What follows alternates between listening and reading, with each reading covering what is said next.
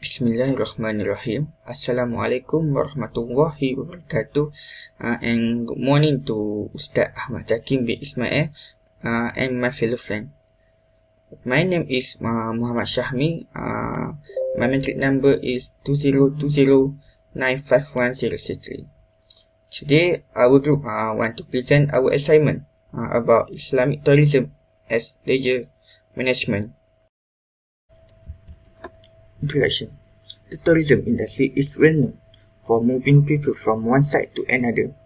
Agriculture tourism, adventure tourism, island tourism, heritage tourism, sports tourism, and time tourism are all examples of tourism. The term Islamic tourism is still unclear and still use various terms such as halal travel, halal friendly travel destination, halal tourism, and many more. Thus, Islamic tourism as a response to the requirement of the Muslim community seeking to remain within their cultural and religious surrounding while on holiday. Assalamualaikum. My name is Ahmad bin Aziz. So I will continue the concept of Islamic tourism. Islamic tourism is basically not much different from the tourism conducted today. The differences that can be found are in terms of principles, especially in terms of compliance to the system and values set by the Islamic law. In addition, the differences can be observed in terms of the process throughout the tour must be filled with activities that are pleasing to Allah subhanahu wa ta'ala. The effect of Islamic tourism is be able to shape towards a better human being than before. Islamic tourism can take place anywhere in the destination, even involve non-Muslim entrepreneur and tourists, but it different in terms of purpose, value, activities, and product of service offer. Islamic tourism is more geared towards visits that have an Islamic motivation, such as performing Hajj or Umrah, but it is not limited to that matter. It can also involve purpose such as medicine, sport, self-indulgence, or education. Tourism will be considered an activity of worship if everything that happened during the tourism period on the basis of getting the blessing of Allah subhanahu wa ta'ala. Okay, we move to the next slide. Definition of Islamic tourism. Tourism in Islam has a broad perspective and can be expressed in a few fraction of terms. The terms rihlah, ziyarah, and siyahah have meanings that generally refer to tourism but have different concept and approach. First is musafir. Musafir from the Arabic word safara means go, walk, and travel. Second is rihlah. Rihlah is rahala means travel or trade.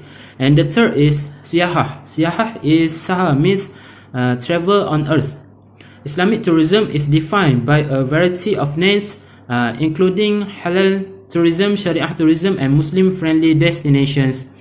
Okay, Islamic tourism is a type of tourism that is supported by a variety of facilities and service offered by the business community, the government, and local government that adhere to Islam and Sharia criteria. Tourism has a wide range of social and cultural consequences. Halal tourism is a new product that caters to both Muslim and non-Muslim customers. Islamic tourism is described as tourism and hospitality generated in conformity with Islamic principle by consumers and providers. Islamic tourism is a novel idea in the tourist industry. It is not religious tourism in the traditional sense, such as conducting Umrah or Hajj. Islamic tourism is a type of tourism that focuses on tailoring vocations to the requirements and preference of customers. Bismillahirrahmanirrahim. Assalamualaikum warahmatullahi ta'ala wabarakatuh. My name is Ammar Denir bin Ibrahim. My matric number is 2020988095. I am the next presenter and I will explain about the impacts of Islamic tourism, which we decided to divide it into 4 impacts. The first one is the impacts on economy. The second one is the impacts on social. The third one is the impacts on politics, and the last one is the impacts on environment. Okay, first, we should know the impacts of Islamic tourism in economy sector. The first one is the government is able to introduce Islamic products throughout the country. Okay, actually, we do not need to look at the other countries because our own country, Malaysia, also practices this Islamic tourism. For example, the government has built many mosques, museums that are related to Islamic arts, and all of these have their own uniqueness. Another example, as we can see, just like in overseas, we can see the culture of Islamic people or Arabic people. For example, in Istanbul, we have Hagia Sophia, in Dubai, we have Burj Khalifa, and so on. The importance of Islamic products is an attraction for tourists to know the beauty of Islamic architecture. Besides, it will improve the country's economy. Okay, the second impact is there will be the employment opportunities offered by the government and the private sector. These opportunities offered by the government and the private sector will give an advantage to the locals to seize this golden opportunity. For example, locals can work as the front desk workers, tourist guards, housekeepers, and so on. As a result, the community can help the country by working in this field as well as help the country in economic development. In the next slide, we are able to know about the impacts of Islamic tourism on social. Let's look at the first one, which is Islamic tourism is able to prevent the occurrence of negative things practiced by non-Muslim tourists. As we know that there are non-Muslim in this world, right? So we as Muslim often see that most of non-Muslim will drink alcohol in public, sex, and so on. So by practicing Islamic tourism, the government can exercise caution when tightening the rules through fines, advisory service, and so on. Therefore, this can minimize the practice, and tourists will always be careful when doing something in a Muslim country. Okay, furthermore, this Islamic tourism also provides halal food and Muslim-friendly accommodation facilities. So, tourists from abroad, especially Muslim tourists, do not have to worry about finding food. As in Malaysia, we have many Malay restaurants that practice halal food to facilitate Muslim. Most of them also obtain a valid halal certificate from Jakim to open their business. And not only for that, there are many Muslim-friendly based facilities like in hotels and so on. They will offer and place Qibla signs, sejadah, and so on. This facility will make it easier for Muslim tourists to perform their worship perfectly and comfortably. Okay, so now we go to another impact from Islamic tourism in Malaysia, which is the impacts on politics. As we know, Malaysia is the one of the countries in the OIC countries, and Malaysia be one of the role model in Islamic tourism. Firstly, Islamic tourism has potential to expand and is rising in demand, domestic included internationally. For example, Malaysia established Islamic Tourism Centre in 2009 to coordinate and increase improvement the tourism in Malaysia. So it will be increase the number of tourism and make the Malaysia as a hub of Islamic tourism. Okay, secondly, Malaysia introduced Islamic tourism with the organisation of international festival, forums and conference. It is a platform that brings together Muslim as well as a non-Muslim to share idea, expertise and knowledge of Islamic teaching and principle. For example, the organisation of the International Islamic Tourism Conference and Travel Mart 2010 in Kuala Lumpur, and also the event like Mata and also the Mihas. Okay, next we go to another impact from Islamic tourism in Malaysia, which is the impact on culture or environment. So in Malaysia, the design of the a mosque or mosque as a place of worship in plentiful for a Muslim. For example, we have a Masjid Jami, Masjid Negara in Kuala Lumpur, Masjid Sultan Salahuddin in Shah Alam, Selangor, and also replica mosque that famous in Terengganu, which is Taman Tamadun Islam. Then, tourists also can see and gain some experience by seeing the culture of the Muslim community celebrating Hari Raya Aidilfitri, Hari Raya Aidil Adha, Iftar, and getting involved in the festival preparation such as baking kuih bahulu, baking lemang, and so on. And last but not least, tourists may also get look closer at the Muslim community significant event such as Aqiqah and sacrifice korban ceremonies, Maulidur Rasul festival, and so on. So this is a part of impact from the Islamic tourism in Malaysia. Assalamualaikum warahmatullahi wabarakatuh. My name is Siti Rabatuli Rabitiramis. I will be continuing the presentation on the issues and challenges for Islamic tourism. My first point is on halal food availability, which is the country with minority Muslims that tends to have issue catering to Muslim tourists who demand halal food. Also, the access to halal restaurant is proven to be difficult. For example, let's take a look at the Japan country. Even though they are committed in preparing halal tourism for Muslim tourists, because they analyze the increasing Muslim population in the world and the high demand for accommodation suitable for Muslim tourists. However, despite the increased number of halal restaurants in the prefectures of Japan, the access is proven to be difficult because of the complicated transportation system in Japan. So most tourists who seldom travel to Japan will find it difficult and challenging to find halal food except from the itinerary of the tour. So usually they can only eat during when it is meal time. It is also difficult to find food at the street or convenience store. Usually there is no halal logo, and also even if there is halal logo, it is still doubtful because they are not sure if it is a genuine or legit halal logo or a fraud one. And also usually they will just take a look at the display of the ingredients, which exclude pork and alcohol. And then the second one is regarding the false advertising of halal sign, which is, for example, in Korea, some vendors take advantage by displaying halal signs as a marketing ploy to attract Muslim tourists while eating non-halal food. The travelers or the Muslim tourists, they start to be heavily concerned about the legitimacy of the halal cuisine when the fraud incidents when Muslim tourists start to know about the halal sign fraud. They become more careful to travel to these countries because they're afraid they will eat non-halal food.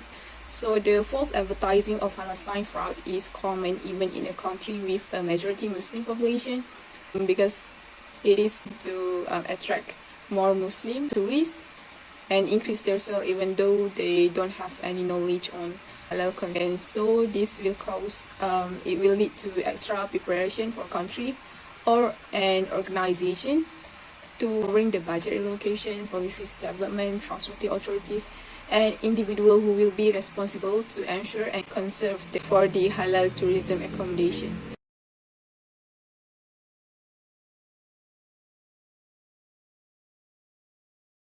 Okay, my last point is on Islamic friendly hotel or IFH.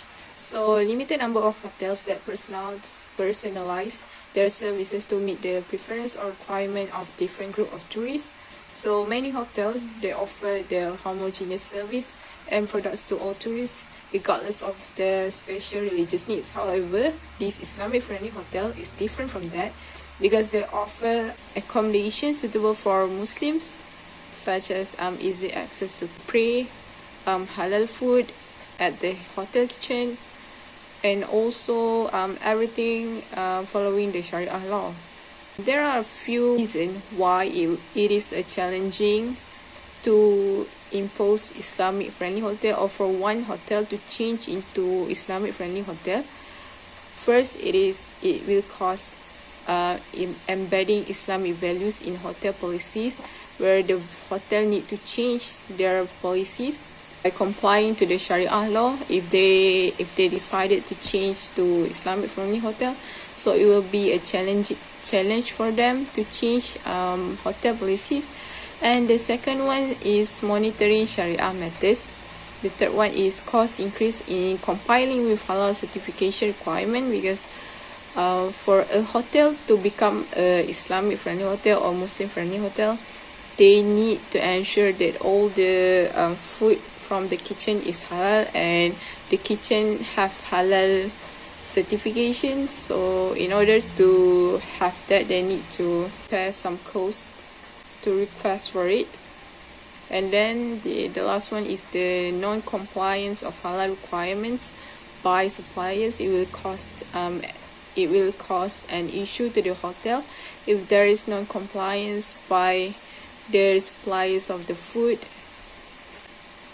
And then the last one is we will talk about the international chain hotel. They will face difficulty to adjust policies according to Sharia law.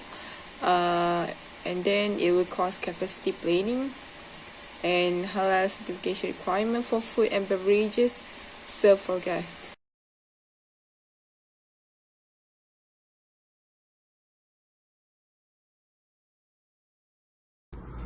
Bismillahirrahmanirrahim. Assalamualaikum warahmatullahi wabarakatuh. My name is Ahmad Akif Mazid bin Asri. My matric number is 2020376161. I will be a next presenter for our group. My topic is Islamic issues and challenges of Islamic tourism. Islamic tourism business is quickly expand and receive attention from non-Muslim government. We go to the first issue. When Donald Trump be a president, he made one statement which is a Muslim travel ban. From the word we know that the Muslim cannot be traveled. What the impact from this statement? The impact is some of country economic be unstable.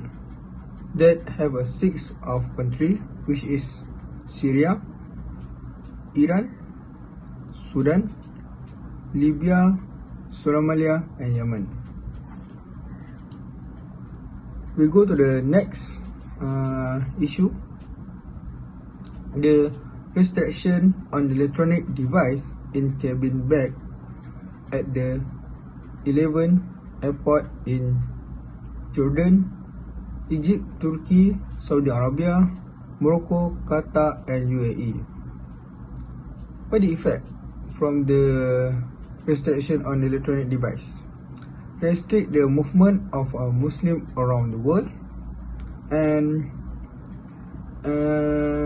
it might have a negative impact on the Islamic tourism business.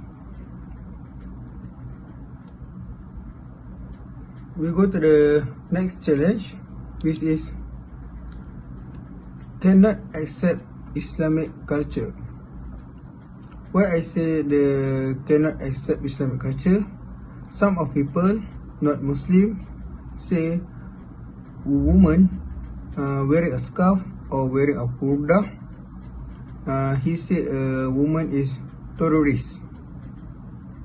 So the incident at the Rome airport, which is a employee airport, cannot allow a Muslim woman to board a trip to the London just because she was wearing a headscarf.